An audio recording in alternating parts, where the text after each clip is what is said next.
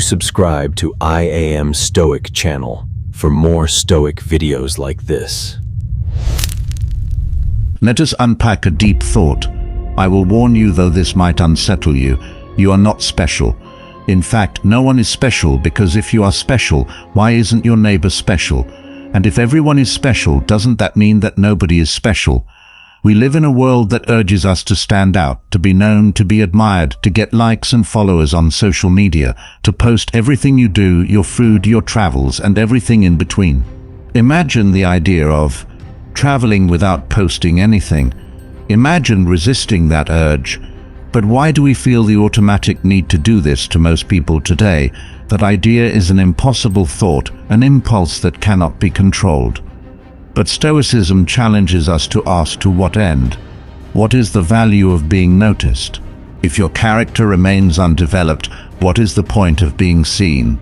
If what they see is hollow, the fact is, most people don't even care about where you are or what you do. They may look at your post or story and they will forget it completely. The next minute, we must shed this illusion that we are meant to be something grand, something celebrated, something noticed. This obsession with recognition has become the disease of the modern soul. It pushes people to perform rather than to live, to accumulate instead of to reflect, to gain followers rather than virtues. What is truly special is not your curated identity or inflated story. What is truly special is the fact that you exist, that you breathe, that you have this one chance to experience life. And live with reason. Life itself is the miracle, not the noise we wrap around it. To believe that you are not special is not to give in to despair. It is to be free of the burden of exceptionalism. It is to let go of the frantic search to prove something. Imagine the weight lifted when you no longer need to chase admiration, when you can just live with honesty, with integrity, with focus. Marcus Aurelius, Emperor of Rome, ruler of an empire, general of legions, father, philosopher, warrior, wrote in his journal, not of his greatness, but of his insignificance. He reminded himself and us through time that he would soon be dust, forgotten by time. His name mispronounced, his deeds irrelevant. This was not nihilism, it was humility, it was clarity, and it was power, because, as in recognizing the smallness of the self, we come closer to understanding the vastness of what truly matters. When we accept we are not special, we become open to real growth. We become teachable. We become students of life, of nature, of reason. The Stoics did not strive to be admired. They strived to be just brave, wise, temperate. They did not preach their virtues. They practiced them in silence. We begin this journey not with self-congratulation, but with surrender, not with the belief that we are above the crowd, but that we are a part of it, equal, mortal, imperfect, and because of that, capable of becoming truly wise. We enter not with titles or superiority, but with the willingness to face truth, with minds eager to learn and unlearn what we thought we knew, with hearts set on discovering a deeper way to live. Let us begin Chapter 1. The illusion of importance from childhood. Many of us are told a lie dressed as encouragement. You are special, you are unique, you are destined for greatness. And while it can be a tool to build self-esteem over time, it becomes a poison, because when reality does not match, the inflated sense of self-suffering is born. This kind of message may fill us with a sense of purpose when we are young, but it plants seeds of entitlement that grow into disillusionment. The gap between expectation and reality stretches wider, and we start to fall into it. The Stoics believe that what troubles us is not events themselves, but our judgments about those events. The same applies to ourselves. We suffer not because we are insignificant, but because we think we shouldn't be. We imagine we are owed something by the world, and when the world does not bow to us, we feel wronged. Our suffering intensifies not due to the absence of recognition, but because we've come to believe that we deserve to be seen, applauded, elevated above others. Epictetus taught that we should remember we are actors in a play written by someone else. We do not get to choose our roles, only how we perform them. The delusion of being special is the tantrum of an actor demanding to play the lead role in every scene. Yet the greatness of a play is not always in its lead, but in the harmony of its cast. When you stop insisting on being the centerpiece, you begin to master the role you were given. That is where grace begins, in the quiet acceptance of your place and the full-hearted effort you give in spite of it. This is the core danger. The illusion of importance leads us to feel superior, to seek praise, to chase validation, and to crumble when none comes. It keeps us trapped in the theater of ego, where we play to an audience that isn't even watching. We dress our lives in costume, rehearse lines we think will impress, and measure our worth in reviews rather than integrity. The tragedy is not that no one notices, it's that we forget how to live without their attention to shed. This illusion is to be free, to do what is right, not for applause, but because it is right, to pursue excellence, not for identity, but because virtue is its own reward. The real work begins when you no longer need a stage, when the silent acts of discipline, honesty, and persistence become enough. That is when life becomes real again, not a performance, but a practice. Not a pursuit of being someone, but the cultivation of becoming something good. Chapter 2, You are dust and breath. Marcus Aurelius wrote soon. You will have forgotten all things soon, all things will have forgotten you. These are not words to depress us. They are words to liberate us, to remind us that we are dust and breath, fragile, fleeting, and because of that, infinitely precious. What gives life its value is not its permanence, but its impermanence. That it can be taken away at any moment is exactly what makes it sacred. The shortness of life is not a curse, but a call to clarity. When you strip away the belief in your specialness, you are left with something much more real, your humanity. To think you are special is to believe the world revolves around your story, but to see yourself as part of nature, just one leaf among many, is to finally understand your place. And in that you find peace. You begin to understand that nature is vast, and you are a thread in its tapestry, not the center, not the masterpiece, but a meaningful part of the whole. This isn't about diminishing yourself. It's about seeing clearly. There is power in aligning yourself with the truth, rather than your ego's projection. The Stoics walked through life with death on their shoulders. Memento mori, remember that you will die. This was not grim. It was grounding. If we remembered our mortality daily, we would not chase fame. We would not obsess over what others think. We would not cry over being overlooked. We would turn our focus to what is eternal, not in duration, but in value. Wisdom, virtue, justice, courage, temperance, these are things death cannot steal. These are things beyond applause or recognition. You are not here to be remembered. You are here to remember what matters. To live justly, even when no one is watching, to act courageously, especially when fear tempts you to retreat, to speak truthfully, not because it earns applause, but because it honors your soul, to think clearly without clouding your mind with fantasies of status or fantasies of legacy. What matters is not the story told about you, but the story you are telling yourself through your actions. Your name may fade, but the impact of your integrity can ripple through lives. You never meet a kind word, a steady hand, a life lived with moral purpose. These things pass on in unseen ways. The meaning of your life does not lie in the echo of your name, but in the depth of your example. That's the paradox. When you stop trying to be memorable, you often end up leaving the deepest impression, not because of your words, but because of your way. A tree does not compete to be the tallest. It simply grows toward the light. A river does not worry if it is noticed.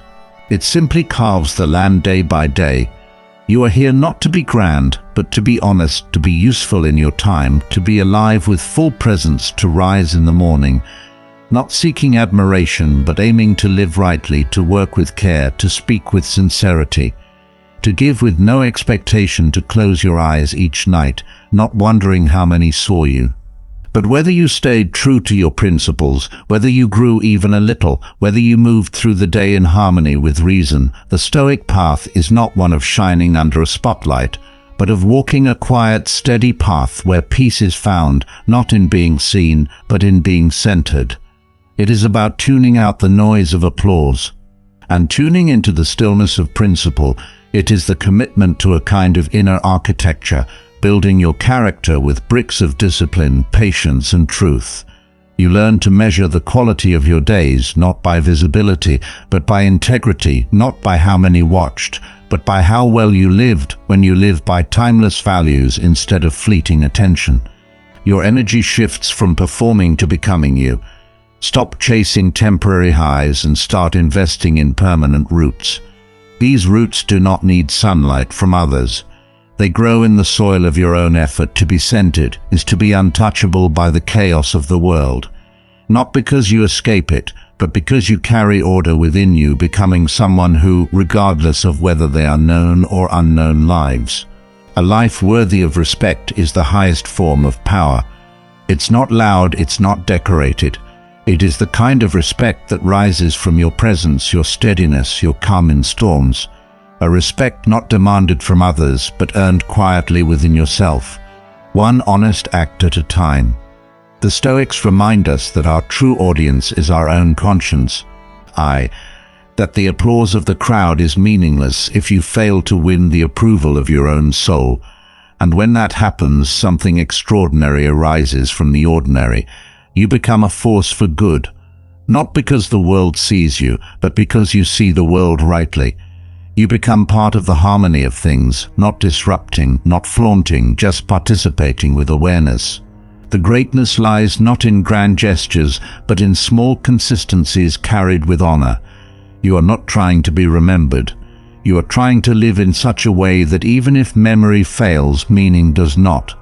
Chapter 3: The Weight of Ego. Ego is the enemy that is not just a catchy phrase. It is the root of much human suffering. It is the voice that tells you you are more than others. The hand that pulls you into comparison, the fire that demands to be fed with recognition. The moment you let ego guide your choices, you begin to lose clarity. Your actions become reactive. Your peace becomes conditional. When you believe you are special, your ego swells. You expect the world to see your value. You expect acknowledgement to arrive simply because of who you are, not what you do. But when it doesn't, when the world continues moving without pausing for your arrival, you are crushed. You begin to resent the very world you hoped would celebrate you. The Stoics saw this cycle. Clearly, they practiced detachment not from life, but from the illusions that cloud life. Ego is one such illusion. It is not substance but shadow. It promises power but delivers weakness. Seneca warned that he who envies the applause of others is a slave. Because applause is fickle, it fades. And when your worth is tied to being noticed, your soul becomes unanchored. You drift wherever praise pulls you and live.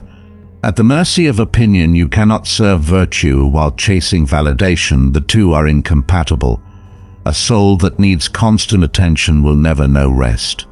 A person governed by ego will always feel slighted, always compare, always compete. Ego demands attention. It craves recognition. It whispers that you are above others, that your pain is deeper, your triumphs greater. It feeds off.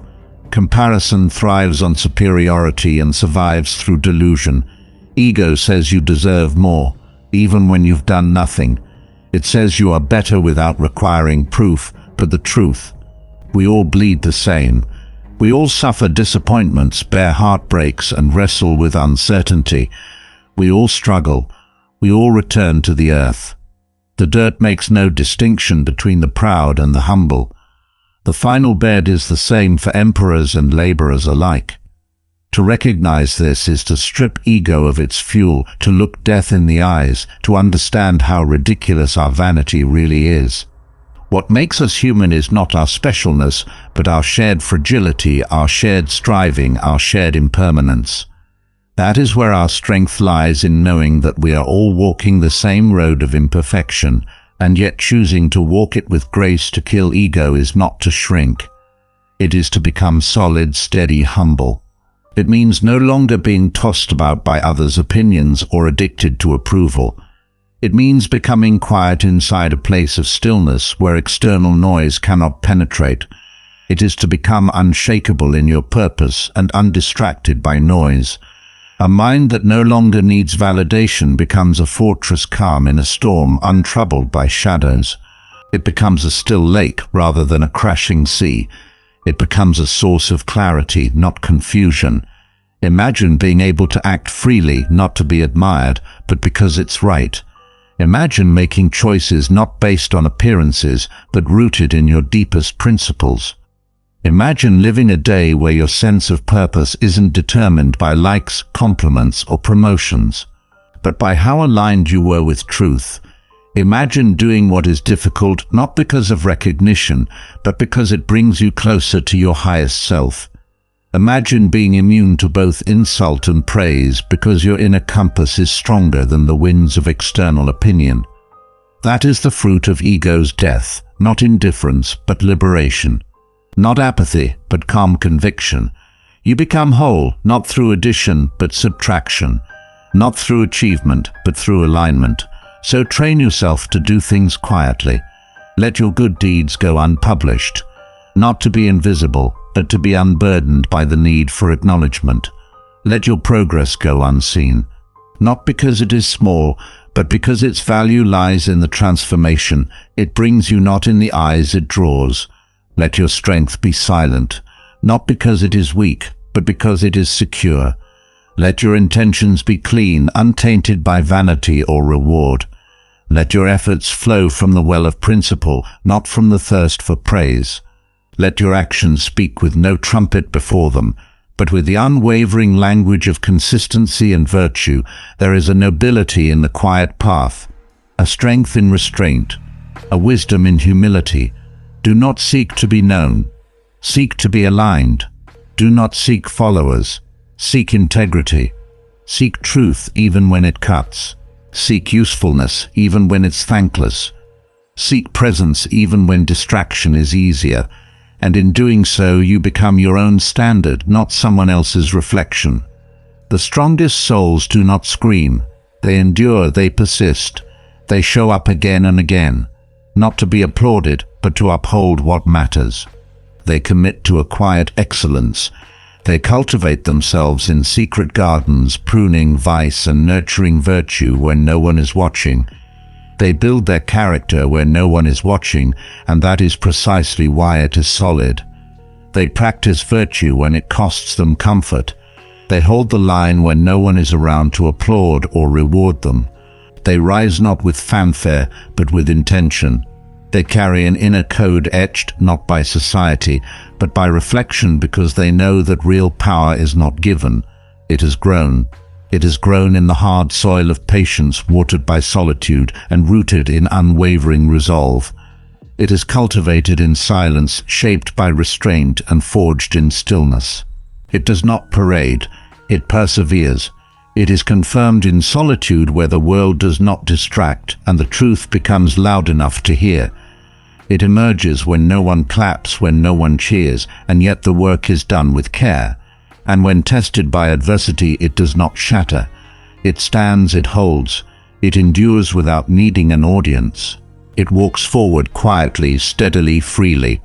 Chapter 4: The Liberation of the Ordinary. It is a modern tragedy that we think ordinary means worthless, that the daily, the simple, the consistent is somehow beneath us. We have grown addicted to spectacle, conditioned to believe that meaning must be accompanied by attention, that a moment must be captured to be real. But the deepest truths do not clamor for recognition. They reside in the mundane, in the habitual, in the overlooked. The Stoics would disagree with this modern disdain. They believe that the ordinary is where life actually happens: the moment you wash a dish, the moment you help a neighbor, the moment you sit in silence and reflect. These are sacred acts when done with attention. Life does not begin when something grand occurs. It begins right now in the act of showing up with purpose. These small moments multiplied over time shape the texture of your soul. They are where character is molded. They are not detours from meaning. They are the path itself. The soul is not carved by miracles, but by repetition, and when attention is brought to the present, even the smallest task becomes a sacred ritual. To be ordinary is not to be small, it is to be free of the burden of. Performance it is to remove the mask and let yourself simply exist without a script. It is to engage life not as a show, but as a sacred duty.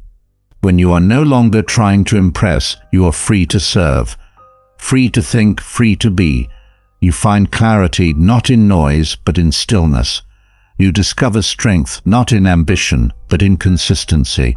And from that place of grounded humility, you can meet each task, no matter how minor, with reverence. The man who sweeps the floor with care is no less noble than the one who governs with honesty. The woman who listens fully is no less wise than the one who lectures broadly. The virtue lies in how you live, not what title you carry. Think of the most powerful people in history, the ones we remember. Many of them never saw themselves as special. They saw themselves as duty battle. Not icons, not heroes, not performers, but vessels of principle. As those committed to truth, to justice, to the common good, that is what made them powerful. Not their elevation, but their refusal to be corrupted by it. They embraced the mundane, mastered the basics, and practiced virtue in repetition. They found greatness not in noise, but in their steadiness. They knew that a life lived well in silence is greater than a life lived loudly in confusion. Do not be ashamed of the ordinary. Embrace it. Hold it with both hands. Let it become the rhythm of your life. Excellence is not found in grand gestures, but in repeated effort, not in explosive breakthroughs, but in sustained commitment, not in applause, but in presence. The Stoics taught that a virtuous life is a simple life, a focused life, a deliberate one. One where intention precedes action and action is rooted in principle, not performance. One where success is defined not by admiration, but by authenticity. You will find, if you pay close attention, that your days become your legacy and your quiet choices your truest testament. So go on, do the dishes, write your journal, show up on time, tell the truth, live with integrity when no one is watching, fold your laundry with care, speak with kindness even when tired, breathe deeply in traffic, give thanks while walking, apologize without defensiveness, revisit your values. Often that is the life of a philosopher, not a life of fanfare, but of foundation, not a life of glamour, but of grit. That is the path to peace. That is the power of the ordinary reclaimed. The quiet life is not lesser, it is lighter, it is real, and in a world built on performance, living it fully might just be the most radical thing you can do. Chapter 5: The Equality of Mortality. Death is the great equalizer.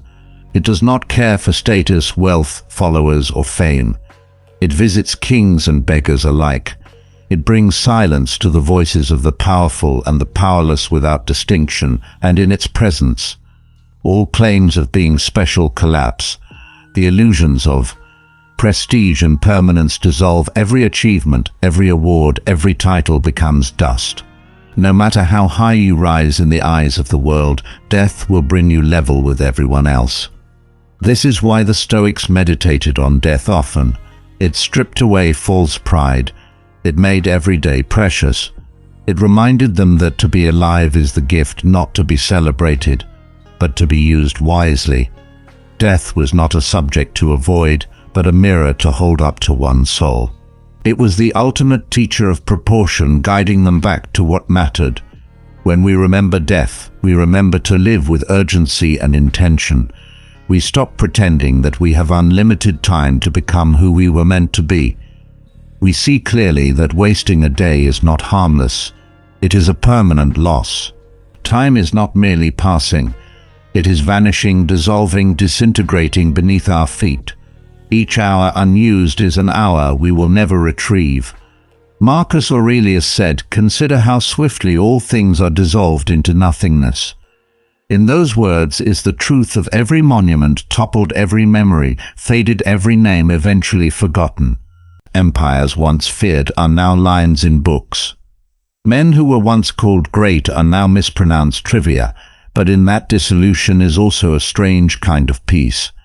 If everything fades, then what remains meaningful is how we chose to live while we had the chance. And this liberates us.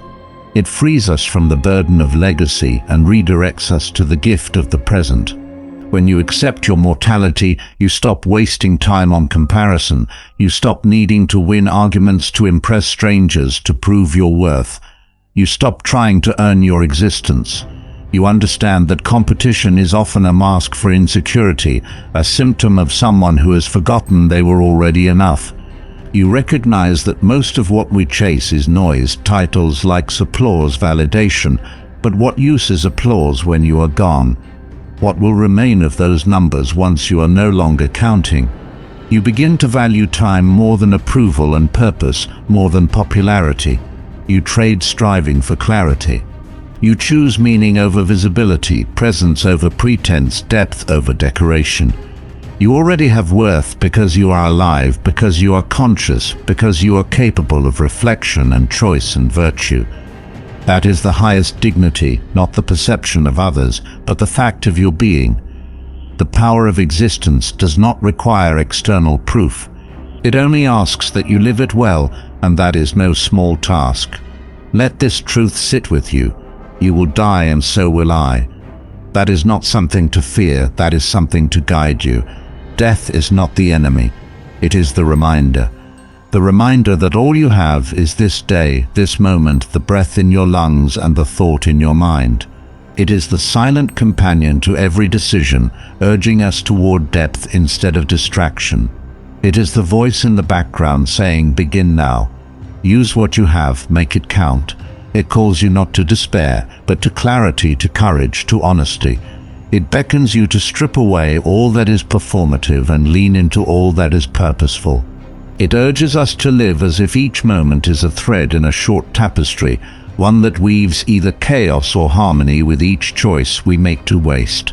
None of it on pretense, on bitterness, on vanity. Let death clarify your values.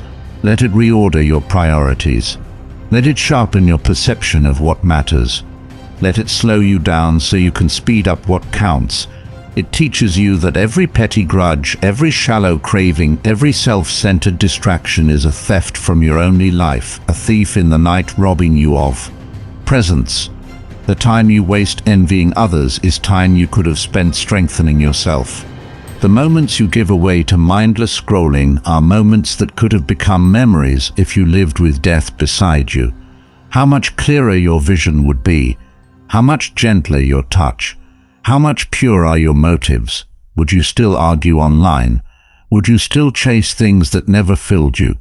Would you still wear masks to be liked by those who barely know you? Or would you return to what matters? Being whole, being kind, being real live today, as if your name will be forgotten, as if no statue will be built, as if no history book will carry your story, and yet as if your soul still mattered, as if your character was the only monument that needed building. Live as if your reward is not recognition, but wisdom itself, as if the good you do will not be remembered, but it will matter, as if the people you help will never know your name, but will carry your kindness into someone else's life. Let them pass it on. Let your goodness move silently, like a current beneath the surface, like a seed carried by the wind, not knowing where it lands, but certain that it plants something good, because that is what the Stoics knew. The only legacy that matters is how you lived, not who noticed. They believed that the moral fabric of the universe is strengthened by quiet virtue, not loud victories. That strength is not measured by noise, but by endurance. That meaning comes not from being admired, but from being aligned. And if you can live with that awareness truly live, then you have already stepped into a kind of immortality, not of memory, but of meaning, not of being seen, but of being true. Not of being praised, but of being whole. You become a presence in the world that lingers without needing to be noticed. A light that shines because it must not, because it seeks to be seen. Chapter 6: The Trap of Comparison. It is easy to feel lost in a world that constantly tells you to look outward. From the moment you wake, your phone bombards you with images of other people's achievements. Social media has turned life into a highlight reel, making every quiet moment in your day feel like a failure.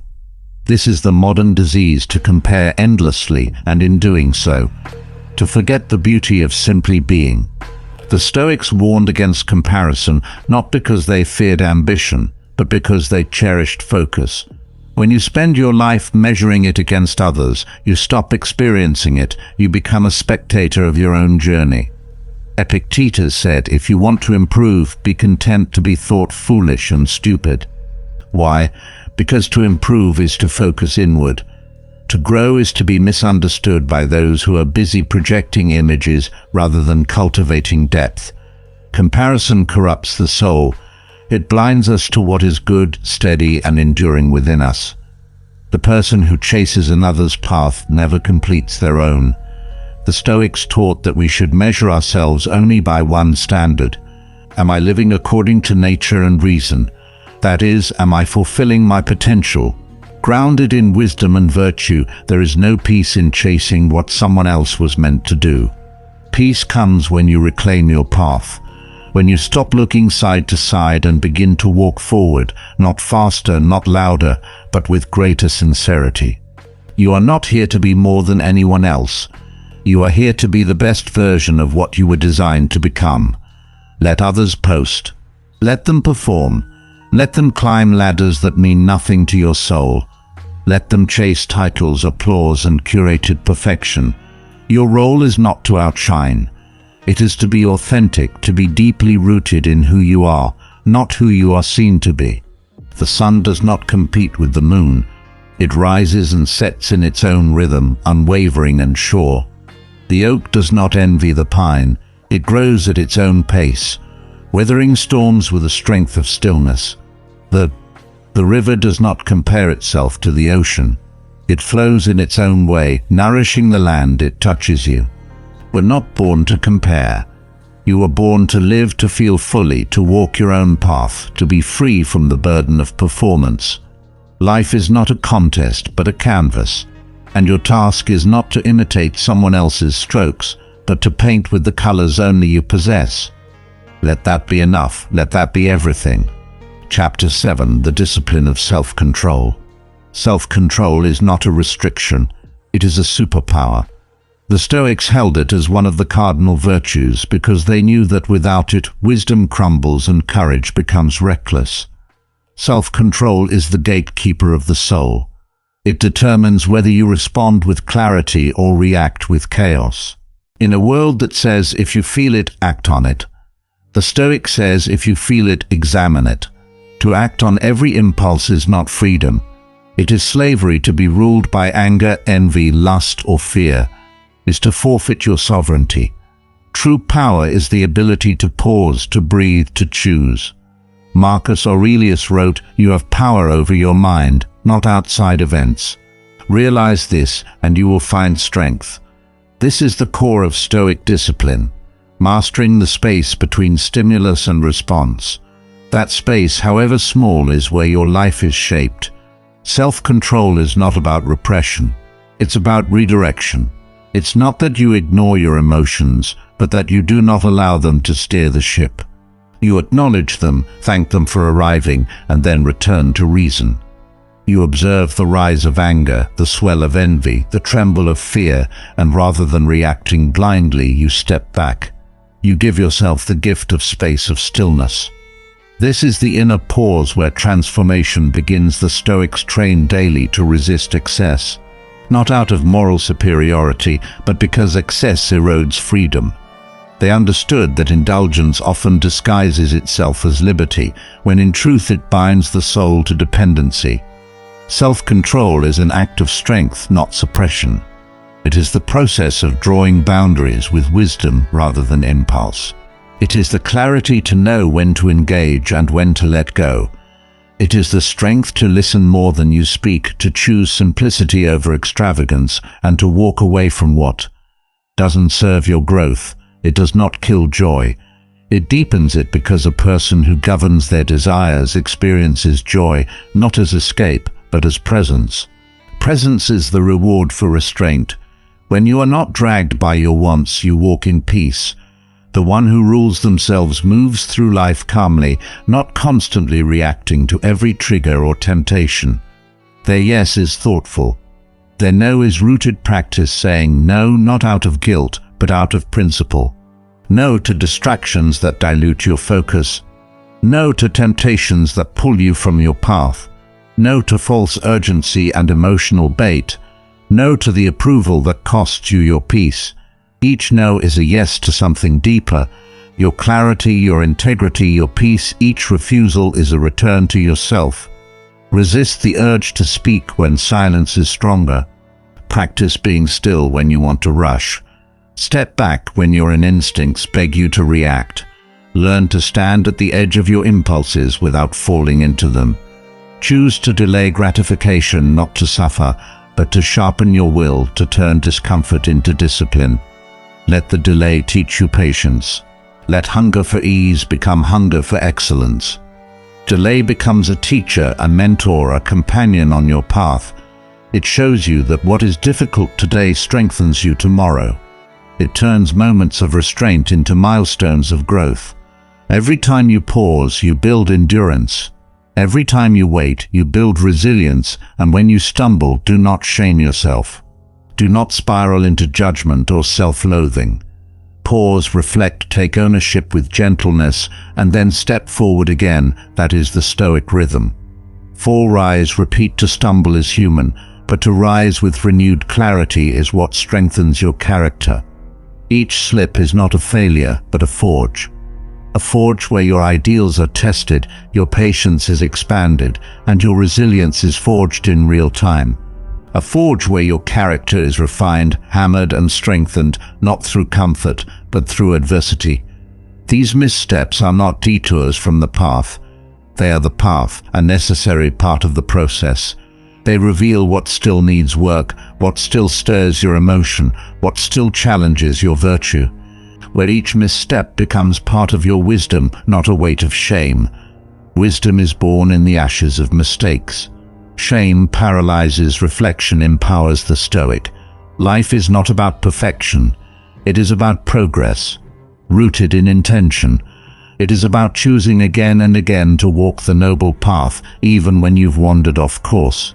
It is the courage to confront your flaws and the humility to keep going despite them. It is a life of gentle discipline, of self-respect, over self-hate, of constructive struggle over passive decay. It is not the absence of flaws, but the courage to confront them and the grace to rebuild after them. Self-control is the slow, steady shaping of a self you can trust.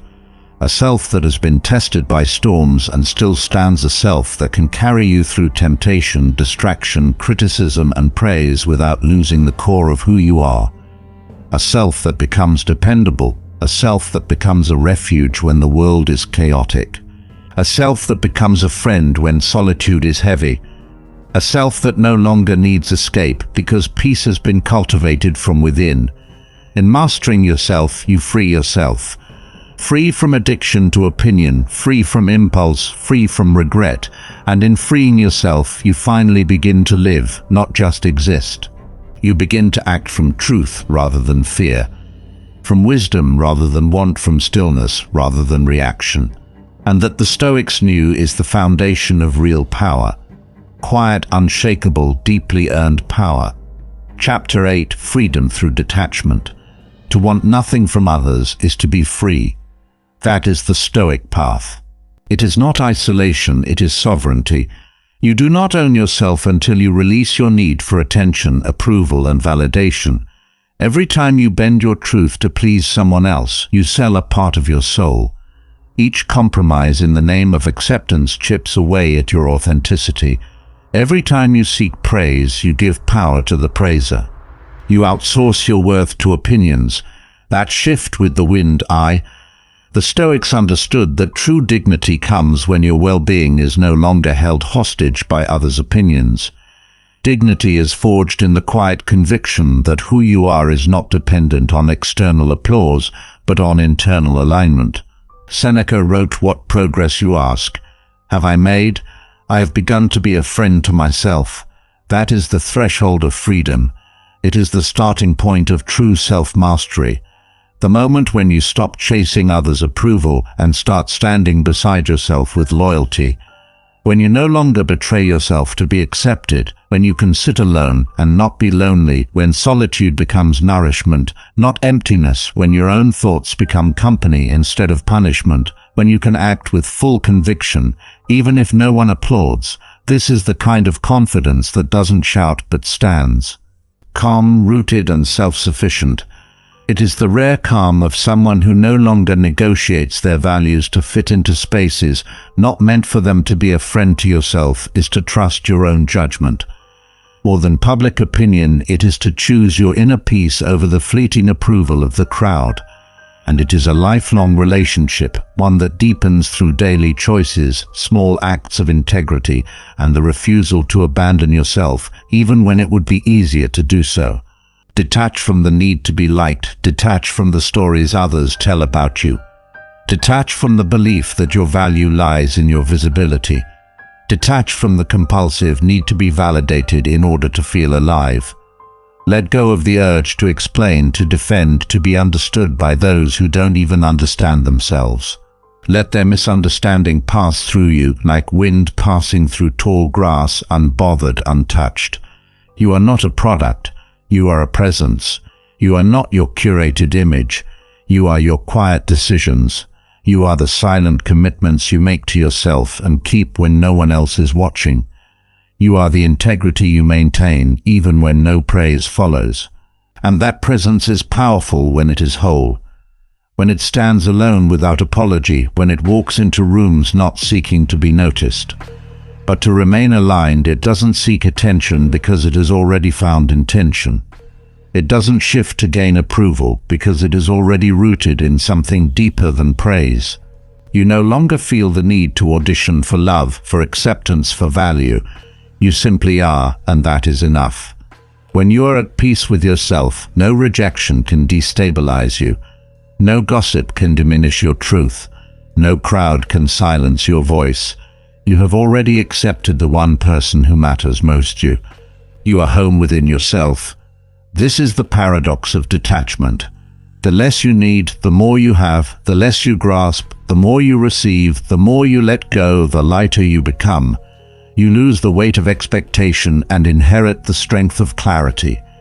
The more you release, the more whole you feel, because nothing outside of you can complete what was never missing to begin with. The less you chase, the more you can create, because your energy is no longer being burned on things that cannot nourish you. The less you demand, the more you enjoy, because contentment is found not in having more, but in needing less. The more you are present, the more you can build from what is real, not illusion, not fantasy, but substance. Detachment is not rejection of life, but a deeper embrace of it. You stop clinging and you begin to see, you stop performing and you begin to live. Let others chase reputation. You chase character. Let others build personas. You build truth. Let others trade authenticity for popularity. You trade noise for stillness. Let others seek influence. You seek impact. Let others. Repeat. You compose. You choose depth over display because you understand that roots matter more than spotlight. You choose consistency over clout because excellence is not what you show, it's what you repeat. You choose virtue over validation because your conscience is a higher judge than the crowd. You choose courage over comfort because growth demands discomfort. You choose restraint over reaction because mastery requires silence more often than it requires speech. Let them wear masks. You walk in clarity. Let them play roles. You live in alignment. Let them perform for applause. You act from conscience. Let them race. You remain. Let them gather eyes. You gather peace. You don't aim to impress. You aim to be honest. You don't hustle to be visible. You strive to be useful. That is the quiet power of one who needs nothing, and in needing nothing. You possess everything that truly matters, not things that rust or fade, but things that build an unshakable life. Clarity, focus, stillness, peace. You walk lighter, breathe deeper, and love cleaner. Not because you have everything, but because nothing owns you. No trend sways your mind. No crowd dictates your steps. You belong to yourself. You are loyal to your truth. You move by principle, not pressure by design. Not demand by value, not volume. That is the Stoic's freedom. That is the soul's liberation. That is where power lies, not in being seen, but in being solid. Not in being admired, but in being anchored. Not in rising above others, but in rising within. That is who you are, when you no longer seek to be anyone else. That is the kind of person who changes the world. Not through noise, but through stillness. Chapter 9. The Power of Stillness. Stillness is not weakness. It is not inactivity. It is not absence. It is presence intensified in a world that glorifies urgency, performance, and noise. Stillness is a rebellion, a refusal to be dragged by the chaos of the moment. A declaration that your inner world is yours to protect. The Stoics understood this deeply. Marcus Aurelius wrote, "Nowhere can man find a quieter or more untroubled retreat than in his own soul." That is the sanctuary of the Stoic, not an escape from the world, but a posture within it. Stillness is not stepping away from life. It's stepping fully into it with clarity.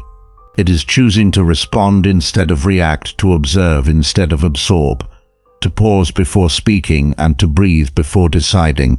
Stillness is where you meet your thoughts before they become actions. It is where emotion is examined, not obeyed. It is where the fog clears and the truth emerges. It is the sacred pause between stimulus and response. It is the moment when clarity overpowers confusion. The frantic man burns out, the still man endures. The reactive man is ruled by circumstances, the still man rules himself. Stillness is not silence. It is strength under control. It is thunder made quiet, fire made focused. It is not passive. It is intensely active. It holds the line while the storm rages. It stands when everything else demands you. Run to cultivate stillness is to take your mind back from the world, to reclaim your attention from every headline, every opinion, every demand on your nervous system, to shield your peace from the thousand invisible pulls that beg for your urgency, to stop being yanked in every direction by every distraction, and instead become a still point in a turning world. Stillness is not a withdrawal from life. It is a deeper entry into it. It is not absence from responsibility, but clarity within it. It allows you to hear beyond noise. It allows you to act with precision. Not panic. It invites you to live more slowly, and in doing so, more fully. Stillness lets you listen not just to others, but to yourself, to the whisper of your values, to the voice of your reason, to the calling of your purpose. It is where you rehearse virtue, where you strip away everything false and face yourself honestly, where you decide who you will be, long before the world asks it of you. It is a rehearsal space for wisdom. It is the internal ground you build on, so that when the world shakes, you remain. The Stoic who trains in stillness walks into any room with calm. They do not rush to fill silence. They do not seek to dominate or convince. They lead with presence. Their presence is deliberate, not performative. It is grounded, not reactive. They understand that true influence is not volume but depth. They know that influence does not come from force, but from consistency. Their authority doesn't require declarations. It is felt in the quiet certainty with which they move.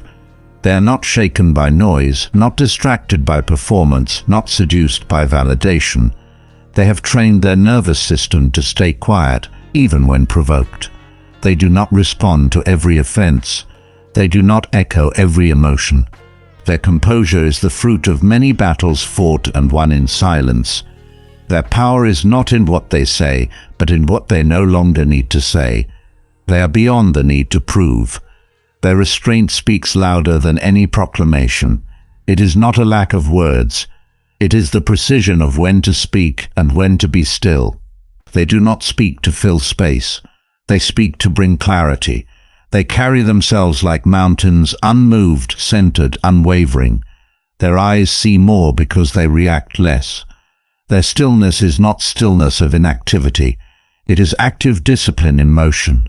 It is a stillness that chooses when to move with purpose, not impulse. Stillness is their armor. Restraint is their sword. Focus is their shield. Discipline is their path. They do not chase peace. They are peace. They do not seek control. They embody it. They become a living demonstration. That inner mastery is not a performance, but a posture in their presence. Others slow down in their silence. Others listen because they have made their inner world their highest ground, and from that ground they do not move. They are not waiting for the world to grant them calm. They have become calm, and that the Stoics knew is the mark of a truly powerful soul. Chapter 10. The strength in insignificance. To be insignificant is not to be worthless. It is to be honest about scale. The Stoics knew that the universe does not revolve around us, and that is where real freedom begins. The stars do not blink because you are having a bad day. The sun does not wait for your success before it rises. You are small, and that is sacred because in smallness you become spacious. You stop needing to prove your existence. You stop demanding that life deliver meaning. You start creating it instead. Marcus Aurelius reminded himself often that he would be forgotten, that his bones would be dust, that even his name would be mispronounced, and he was emperor of the Roman Empire. If even the mighty fade, then what are we? We are flickers temporary passing through. But that does not mean we are pointless. It means we must live with urgency. We must live with care. When you no longer need to be seen as special, you are finally free to do something meaningful. You stop performing, you stop competing. You begin to live a life of substance instead of spectacle. You begin to cultivate character over credit.